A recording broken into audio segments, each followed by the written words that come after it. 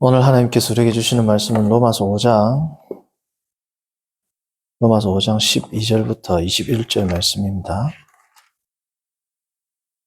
로마서 5장 12절부터 21절 말씀입니다.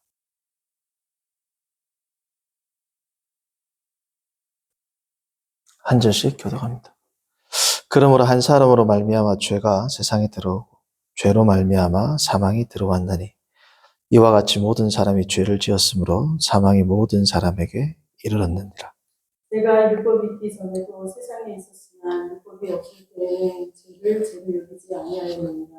그러나 아담으로부터 모세까지 아담의 범죄와 같은 죄를 짓지 아니한 자들까지도 사망이 왕노릇하였나니 아담은 오실자의 무형이라. 그러나 이 은사는 그 범죄와 같지 아니하니 곧 한 사람의 범죄를 인하여 많은 사람이 죽었은즉 또 하나님의 은혜와 또한 한 사람 예수 그리스도의 은혜로 말미암는 선물은 많은 사람에게 넘쳤느니라. 또 이 선물은 범죄한 한 사람으로 말미암은 것과 같지 아니하니 심판은 한 사람으로 말미암아 정죄에 이르렀으나 은사는 많은 범죄로 말미암아 의롭다 하심에 이름이라. 한 사람의 범죄로 말미암아 사망이 그 한 사람을 통하여 왕노릇하였은즉 더욱 은혜와 의의 선물을 넘치게 받은 자들은 한 분 예수 그리스도를 통하여 생명 안에서 왕노릇하리로다. 그런즉 한 범죄로 많은 사람이 정죄에 이른 것 같이 한 의로운 행위로 말미암아 많은 사람이 의롭다 하심을 받아 생명에 이르렀느니라.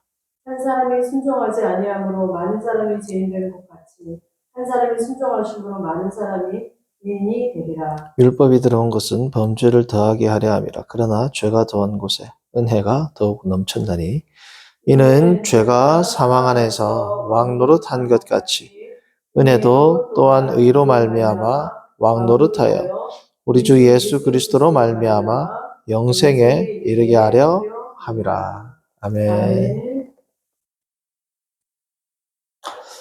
오늘 말씀의 제목은 첫 번째 아담과 마지막 아담입니다.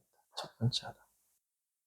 첫 번째 아담, 그리고 마지막 아담이 되시는 예수 그리스도에 대한 내용입니다.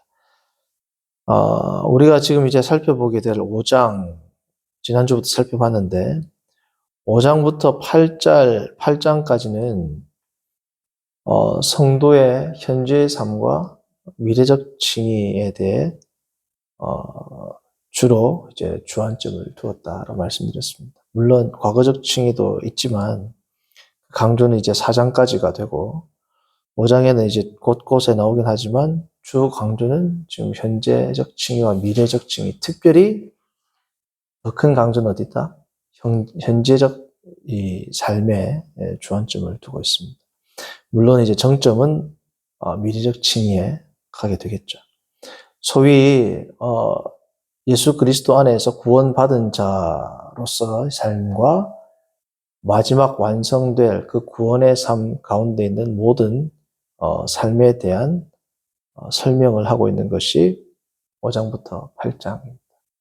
한마디로 말하면 성도의 삶에 대한 문제입니다. 그래서 이 5장에서 8장은 사실은 로마서 전체, 아니 바울신학 전체의 가장 핵심적인 본문으로 꼽기도 합니다. 많은 사람들이. 그 5장에서 8장을 이제 우리가 알아보고 있는데요. 특별히 지금 12절부터 21절까지는 첫 번째 아담을 통한 죄의 관영, 죄의 전가와 마지막 아담이 되시는 그리스도로 말미암는 의의 전가를 대조하고 설명하고 있습니다. 물론 이 강조는 어디에 있을까요? 후자에 있습니다. 후자에. 왜냐하면 우리가 예를 들어서 이렇게 이야기하잖아요. 내가 응원하는 스포츠팀이 있는데, 예를 들어서 야구팀이 있어요. 우리 야구팀은 몇 년 동안 계속 꼴찌를 하더니 올해도 꼴찌네. 이 말은 뭐예요? 어디에 강조점을 가는 거야? 올해도 지금도 또 꼴찌 안 해. 이걸 강조하는 거잖아요. 그러니까 아담에 의해서 죄가 들어온 것 같이 한 분 그리스도를 통해서 의가 들어왔다 할 때는 어디에 더 방점이 찍히는 겁니까? 그리스도를 통한 의의 전가에 지금 사도 바울이 방점을 찍는 거란 말이죠. 왜요? 죄의 전가를 더 강조하면 우리가 어떻게 살 수 있어요? 그래서 예수 그리스도의 의의 전가에 대한 그 효과를 극대화하기 위해서 아담의 죄의 증거를 이야기하는데, 그러니까 단순한 대조 안에서의 그 효과를 극대화하기 위한 수사학적 기법만이 아니라, 지금 아담의 이야기는 너무 중요한 이유가 뭡니까? 소위 말하는 창세기 1장에, 특별히 3장에 나오는 오리지널 신, 원죄에 대한 내용이 로마서에서 그 원죄가 어떻게 해서 인류에게 들어오게 되는지 이 3장에 대한 해제 정도로 보시면 돼요. 정도가 아니죠. 해제라고 봐도 될 만큼 3장의 선악과의 사건이 인류에 어떤 영향을 미치는지에 대한 주석과 같은 역할을 하는 것이 뭐예요? 5장 12절에서 21절까지의 내용이 되는 겁니다. 자, 그리스도로 말미암아 내가 이제 의인이 되었습니다. 자, 근데 이 마지막 아담인 예수님 안에서 우리가 의인이 되었는데, 자, 의인이 되었다라는 말은 내가 회개한 순간 내가 예수 그리스도로 말미암는 하나님의 소명, 그리고 중생, 그리고 회심, 그리고 믿음, 칭의, 그래서 회개하고 믿어서 의롭다함을 받는 그 순간, 그래서 하나님의 양자가 되는 그 순간 이미 나는 과거의 내가 아닌 거죠.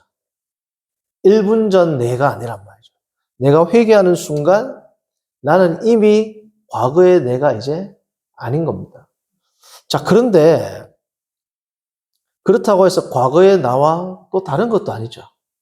1분 전에 나와 지금 나가 모양이 바뀐 것도 아닙니다. 그렇죠? 그렇다고 해서 나의 모든 습관이 다 바뀐 것도 아니에요. 나의 가치가 바뀐 것도 아닙니다. 물론 가장 큰 어떠한 패러다임들은 바뀌지만 내가 과거로부터 지속해오고 있던 습관들, 그리고 사고방식들, 세상을 보는 틀들이 계속해서 지속되고 있단 말이에요. 예를 들어서 이런 거예요. 내가 만약에 외향적인 사람입니다. 예수님을 만났다고 해서 갑자기 내향적인 사람으로 바뀌는 게 아니죠. 내가 세상을 보는 틀이, 예를 들어서 나는 정치적으로 진보란 말이죠. 예수님을 믿었다고 해서 갑자기 오늘부터 보수가 되는 게 아니란 말이에요. 그죠? 그래서 획기적인 어떠한 것들은 바뀌지만 나의 많은 부분들이 습관과 관점과 세상을 보는 틀, 이런 것들이 계속해서 여전히 유지되고 있단 말이에요. 그래서 예수 그리스도를 통해서 변화된 나인 동시에 여전히 나인 나란 말이죠. 이 안에서 뭐가 발생하는 겁니까? 현재와 과거와 미래 사이에 나는 긴장 상태에 있는 겁니다. 긴장 상태. 바뀐 나이지만 동시에 여전히 나로 존재하는 겁니다. 그래서 우리는 의인으로 바뀌었지만 내 안에는 여전히 뭐가 있어요? 죄가 있죠. 죄인은 아니고 의인입니다. 우리 정체성은. 그러나 내 안에 있는 죄가 완전히 사라진 것은 아니다. 그러니까 죄를 지니고 있는 의인이니까 의인인데 내 속에는 의의 영인 성령만 있는 것이 아니라 죄도 같이 있다. 그러니까 이게 뭐예요? 엄청난 긴장 상태에 놓여 있는 게 되는 것입니다. 그래서 영역이 사탄의 왕국에서 그리스도의 왕국으로 내가 바뀌었지만 여전히 나의 생활 습관들은 사탄의 왕국에서 살던 그 잔재가 남아있어요. 남아있지 않아요. 아직까지 남아있단 말이죠. 그게 이제 사도 바울이 5장부터 8장까지 다루는 내용의 핵심 내용 가운데 하나가 되는 겁니다. 그래서 5장에서 8장의 많은 언급 가운데 옛사람, 새사람이라는 말이 많이 나오죠. 그건 지금 제가 말씀드렸던 그러한 이유에 기인하는 겁니다. 자, 그래서 우리가 이제 옛사람이라는 것은 옛 영역, 나의 주인이 사탄이 다스리고 있는 사탄의 왕국에서 하나님 나라, 하나님 왕국으로 내가 영역이 바뀌어가지고 있지만 그럼에도 불구하고 옛 사탄의 영역에 있었던 습관과 사탄의 음성에 내가 여전히 때로는 귀를 기울일 때가 있다, 없다? 있다는 거죠. 자, 그러니까 우리가 새 사람으로 살아가기 위해서 가장 중요한 것은 뭡니까? 내가 노력해서 되는 게 아니라는 겁니다, 사실은. 내 안에는 지금도 여전히 뭐가 있어요? 죄가 있죠. 이 죄를 노력해서 이게 없을 수 있는 영역이 아닌 겁니다. 왜요? 죄는 예수님이 없으셨죠. 과거적 칭의가 어떻게 이루어지는지를 보면 현재적 성화도 어떻게 이루어지는지를 볼 수 있다는 거죠. 과거적 칭의가 삼위일체 하나님의 작품입니다. 그렇죠? 그러면 현재적 성화도 누구의 일입니까? 삼위일체 하나님의 일이죠. 물론 내가 하나님의 일이지만 내가 하는 거죠. 내가 결정하고 내가 회개하고 내가 결단하죠. 그러나 여기서 하나님이 하시는 일이라는 것을 우리가 항상 견지해야 되는 것이 중요한 이유는 마치 이런 것과 같습니다. 어떤 사람이 너무 미워요. 내가 오늘부터 사랑해야지. 사랑이 됩니까? 안 된단 말이죠. 우리의 본성의 문제는 내가 노력한다고 되는 게 아니에요. 그죠? 사랑하는 남녀가 만나서 결혼을 해요. 그런데 부모님이 억지로 결혼시켜가지고 저 여인을 사랑해라. 오늘부터 사랑해. 사랑이 됩니까?